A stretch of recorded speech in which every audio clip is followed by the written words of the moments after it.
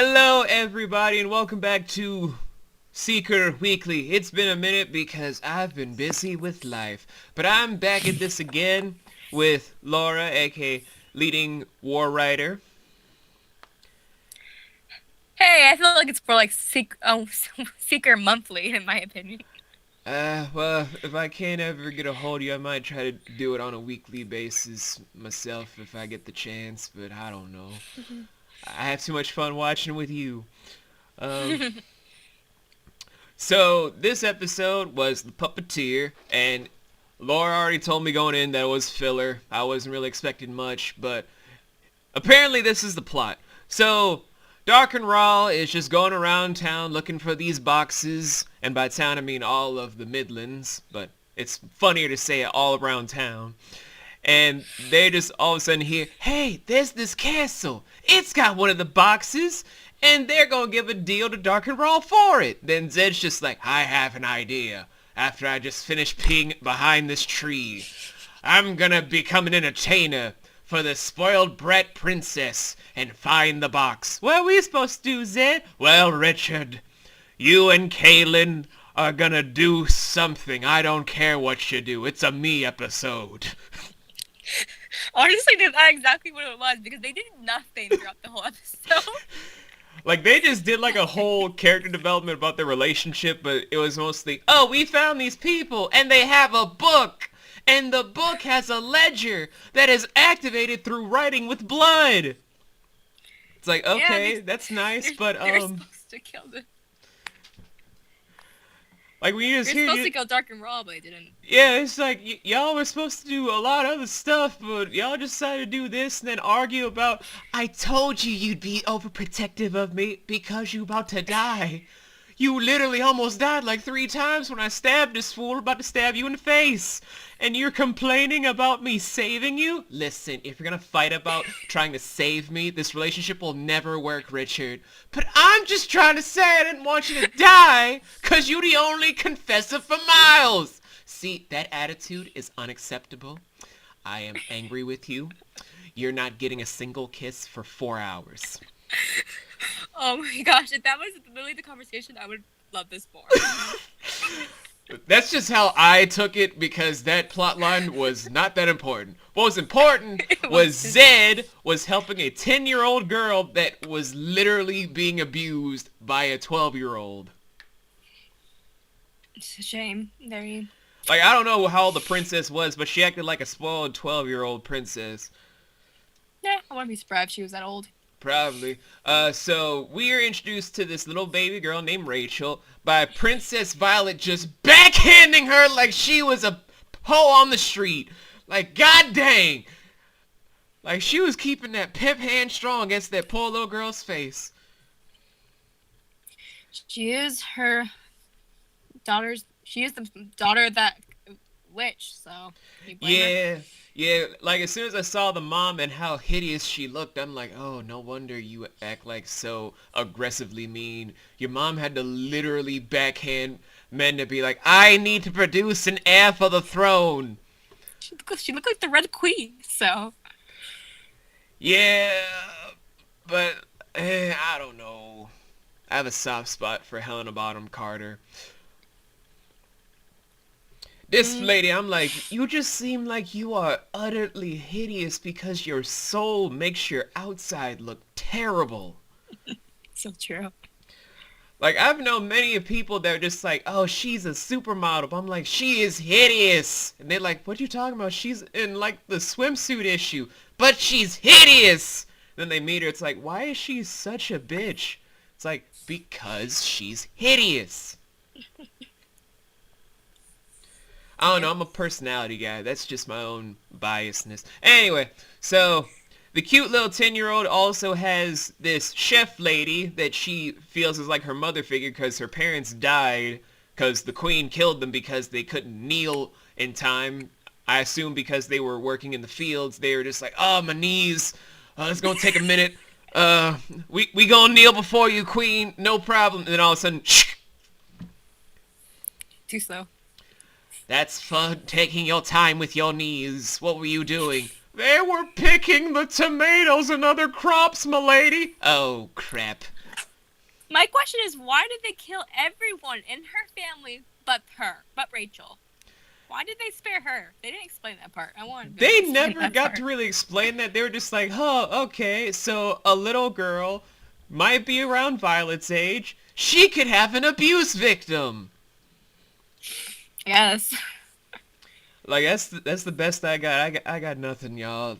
Like I was just more focused on the fact that Zed was acting more like a grandparent to Rachel, the most adorable little baby bean I've ever seen, more than his own grandchild. That's because he's all grown up and she's adorable and cute. I know, but I'm like, you're there for your grandson now, where he obviously needs some guidance from a male role model because his adopted dad is dead. And his brother has been once tried to kill him, so it's like he needs a father figure, even though he looks like a grown man. He acts like a 12-year-old. Looks. Yeah, he doesn't look fully grown. So yeah, I'm like, you could probably use this whole nurturing aspect as a grandparent for your grandson who's trying to get it on with some lady that will probably kill him because she's never done the devil's tango. Devil's Tango. Like, Or has she? I don't know. Maybe with another... No, there are no male confessors. Or are there? Maybe in the Not yet, books. at least. Maybe in the books. Maybe. Anyway, though, so it also circles around Dark and Raw finally appearing on screen, which was the biggest highlight, because I'm like, where is this floppy-haired bastard? I've been waiting several episodes. All of a sudden, oh yeah, he's in episode 9. I'm like, what? Mm-hmm.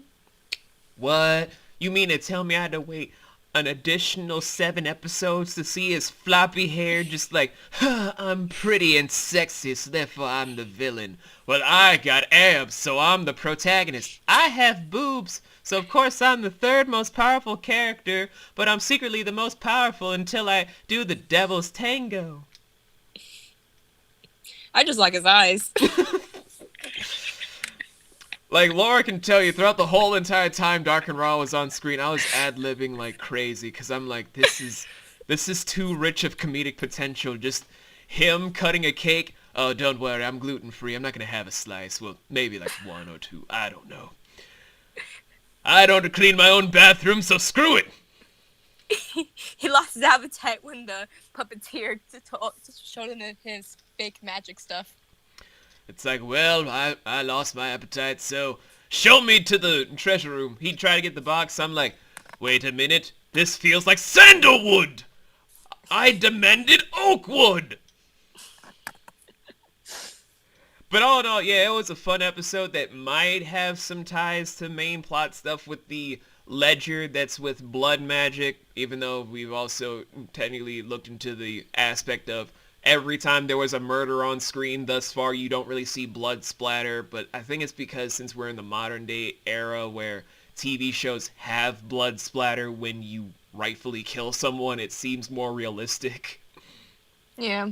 Also depends on the age group that they're looking to It was for focus TV on. 14, I think. Yeah. So not as high as Game of Thrones. But this is supposedly better than Game of Thrones in every aspect from a lot of people. But I'm like, if they were allowed to redo this show today with every single part of the books done that I looked into, especially the fact that Richard has a kid down the line that does way more than he ever does. I would love that. They honestly should have done this show later in time. It would have such a better budget and everything. Such a missed opportunity. My dreams are crushed. We need a reboot. We need a reboot, but have like the old actors cameo every now and again. Right? I agree. But that's just the whole big synopsis, some sort of special effects stuff, how we kind of feel about it in a small little nutshell. But how does this rank up? Well, I'm gonna let the OG fan give her take on this first, because ladies first after all, and then I'll give my take on the whole episode. I like the episode. It is a filler, but they do have some main parts to it, like finding the boxes of Orden. That is a big plot to the whole season in general. Because they were searching for the second box of order, which they found it, but they lost it again because Richard stole it, so they have to hide it now. So he's gonna hide it, and I can't say too much because then that'll be a spoiler for the rest of the episodes we're gonna watch. So, yeah. But yeah, I liked it, and mainly because of Rachel, because she's adorable. But yeah. The next episode is Sacrifice. Alright. Well, as a new fan of the whole thing, I will say this. I wasn't really expecting too much after the last episode that we watched together because I'm like, okay, so bondage, latex people that know how to make a real-life BDSM relationship better than E.L. James could ever do for the 50 Shades series. I feel like the writers might have been very sexually repressed when they wrote this episode, and I feel uncomfortable watching this with Laura. It's okay. It would have been worse if you were watching Game of Thrones. Oh, I'm never gonna do a weekly review of that crap. Hell no. Hell no. Hell no. Next up, it should be Smallville. That's a spoiler for all of you guys out there. But going into this episode with like fresh eyes, like I'd never seen the series before, so I'm in the dark. And when I'm watching this whole thing as a whole, I'm like drawn in automatically due to little Rachel being just so cute. Like the actress alone made me honestly comment on how adorable that she is as a person, and it almost made me want to call one of my kids on the phone while watching the whole entire episode. But I remembered that my youngest is in college right now and doesn't want to take any phone calls. I'm in college too. Yeah, but you already did your homework and everything, and I'm not your parent, so that's not my responsibility. That is true. If I called her and just like, Dad, I'm free to talk, it's like, did you do your homework first? No. Bye. Boop. I'm free to talk. Not. So honestly, I've enjoyed it. If you guys were to try and continue this series on, or like you kind of slept on it for a few episodes and wanted to pick it back up, the Puppeteer is a great way to pick up. And the next episode of Sacrifice, it might be me alone, it might be with me and Laura, I don't know, because things are still wonky on my own end for time constraints for stuff and for Laura's whole school thing. So maybe episode 10 or episode 11 will be a solo thing. I'm not entirely sure. We'll see. We shall see.